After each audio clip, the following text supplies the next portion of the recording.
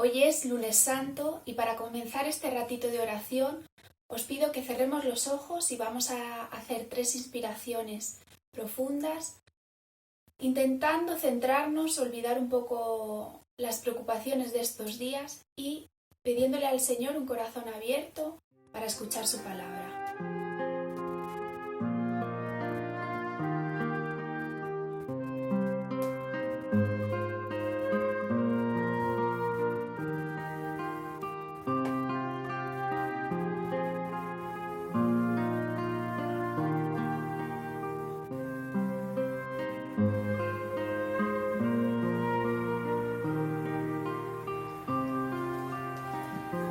Comenzamos.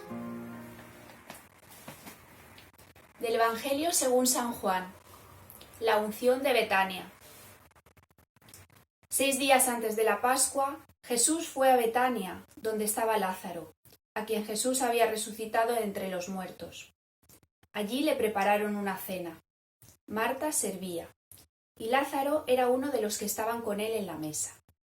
Entonces María, tomando una libra de perfume de nardo puro, muy caro, ungió los pies de Jesús y los secó con sus cabellos. La casa se llenó del olor del perfume.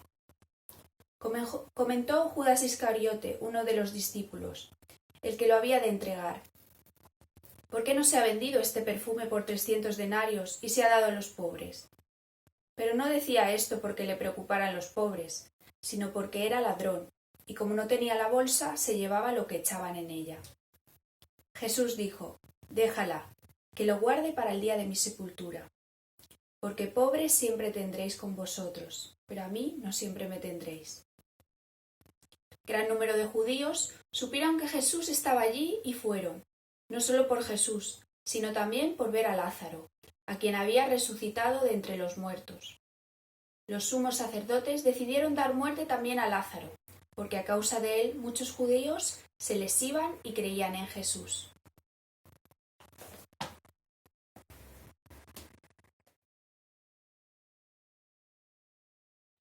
Para el siguiente comentario seguiremos principalmente a la autora Núria Caldús Benagues en su libro El perfume del Evangelio. Como sabemos, la unción de Betania se sitúa antes de la Pascua, entre la resurrección de Lázaro y la entrada triunfal de Jesús en Jerusalén.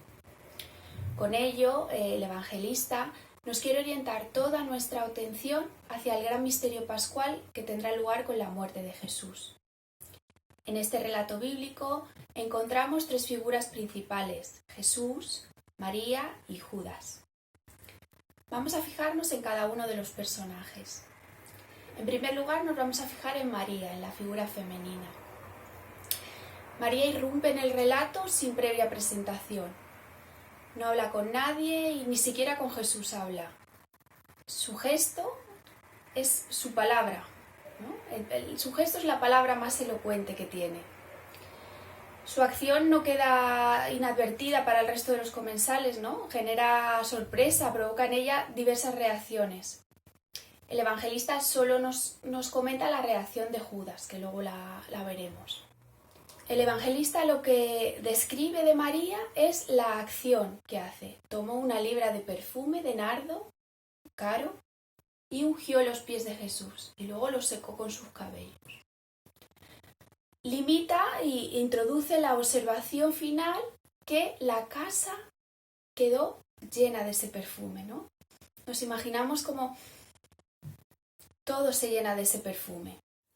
Como hemos comentado, de todos los comensales que estaban en aquella cena, en casa de Lázaro, el evangelista solo nos fija y nos comenta la reacción de Judas Iscariote. Judas lanza una pregunta que parece que va dirigida directamente a María, ¿no? Y la interpela, ¿no? ¿Por qué no se ha vendido este perfume de 300 denarios para dárselo a los pobres? Ya nos había presentado el evangelista a Judas como aquel que iba a traicionar a Jesús, ¿no? Y que lo iba a entregar. En su cuestionamiento a María, Judas no está preocupado por los pobres, ¿no? Sino más bien por el tema del dinero, ¿no? De qué me puedo llevar yo, cuál es el interés, ¿no? Ahí. el relato podemos encontrar, por tanto, un contraste entre las actitudes, ¿no?, de María y de Judas, ¿no? María fiel, que del corazón sincero, ¿no?, y agradecido en ese dar el mejor perfume, ¿no?, aquel perfume caro. Y Judas capaz de traicionar hasta la muerte por un puñado de monedas. Finalmente, el tercer personaje que podemos encontrar en este relato sería Jesús, ¿no? Jesús acoge la acción de María sin decir nada, ¿no?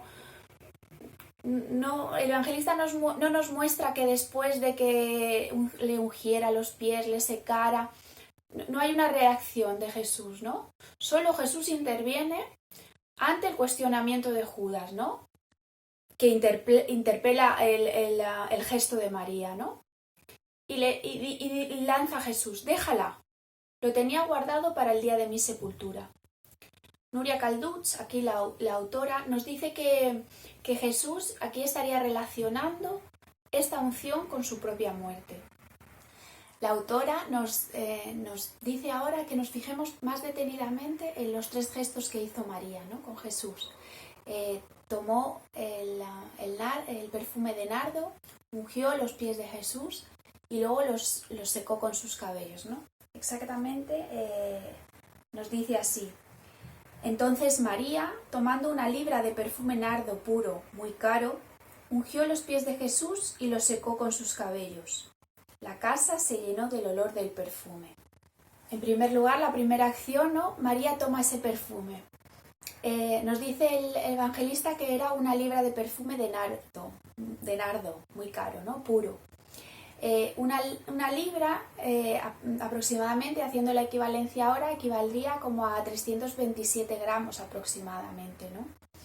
Judas nos está diciendo que lo valora como en 300 denarios, lo que sería un jornal de un trabajador. No es, por tanto, de extrañar, ¿no?, la sorpresa de los comensales, ¿no?, ¿qué está haciendo esta mujer con ese perfume tan caro, ¿no?, derramándolo por ahí? Es un despilfarro, ¿no? Unge los pies de Jesús y los seca, ¿no? La autora nos dice, Núria Caldús nos dice un apunte, nos hace un apunte aquí muy, muy bonito, me parece a mí, que María entonces queda ella misma impregnada de ese perfume, ¿no?, que ha derramado sobre Jesús. Parte de la casa, ella misma queda impregnada de ese perfume. La autora nos propone también fijarnos en la segunda parte del versículo que hemos leído antes, el de la casa se llenó del olor del perfume.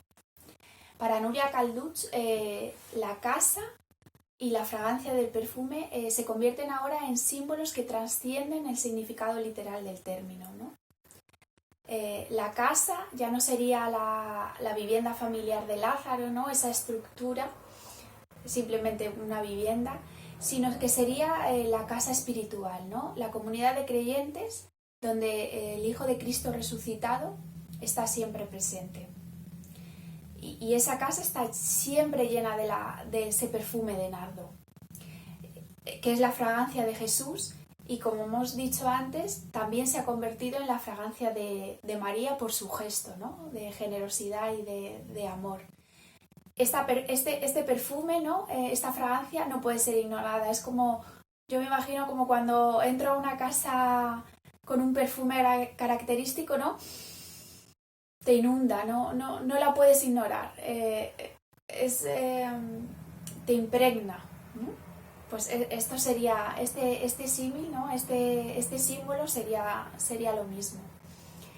Y por otra parte, para entender la fragancia del perfume, ¿no?, esa fragancia que inunda toda la casa, nos señala la autora tener presente los temas principales que se recogen en el Evangelio de San Juan, en el capítulo 11 y capítulo 12, ¿no?, que es la dialéctica entre la muerte y la vida, y la pasión y la resurrección, ¿no? La unción de Jesús en Betania nos estaría preanunciando la muerte y sepultura de Jesús, pero también su resurrección, ¿no?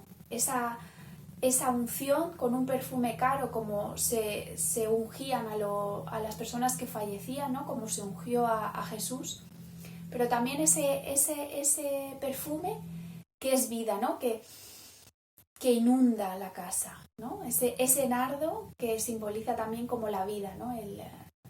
La plenitud.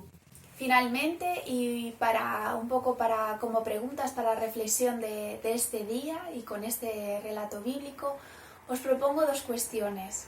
En primer lugar, que volvamos a leer el relato y nos situemos en la piel de Judas Iscariote, ¿no? Que tratemos de sentir, ¿no?, la indignación ante el gesto de María, ¿no? Y preguntarnos en qué momentos de mi vida me muevo más por ese interés personal, ¿no? Por esa codicia, por mis propias necesidades, ¿no? Y observo la realidad desde mis propias necesidades, desde mi propia codicia. ¿Y cuál es mi reacción ante esas situaciones, ¿no? Cuando me encuentro en estas situaciones, ¿cómo reacciono, ¿no? Judas saltó, ¿no?, increpando y cuestionando el gesto de María. Este sería un primer cuestionamiento. Y otro cuestionamiento sería el de ponernos en la posición de María, ¿no? Tratar de sacar del cajón el perfume ese caro que tenemos y que nos ponemos en ocasiones especiales, ¿no? Como que lo guardamos a veces un poco solo para nosotras. Y bueno, ver esa escena, ¿no?, de Jesús y sus discípulos que entran, que vienen a cenar a la casa, ¿no? Y coger ese perfume, ¿no?, metafóricamente nuestro y preguntarnos por qué quiero dar gracias hoy, ¿no? ¿Por qué me quiero acercar a Jesús, ¿no? Y derramar mi perfume, ¿no? ¿Qué quiero compartir con Jesús en este día? Mis miedos, mis preocupaciones de estos días, mis dudas, mis alegrías, mis dar gracias, ¿no? Pues bueno, pues estas serían las dos cuestiones que os dejo para pensar. Espero que os sirvan y un saludo.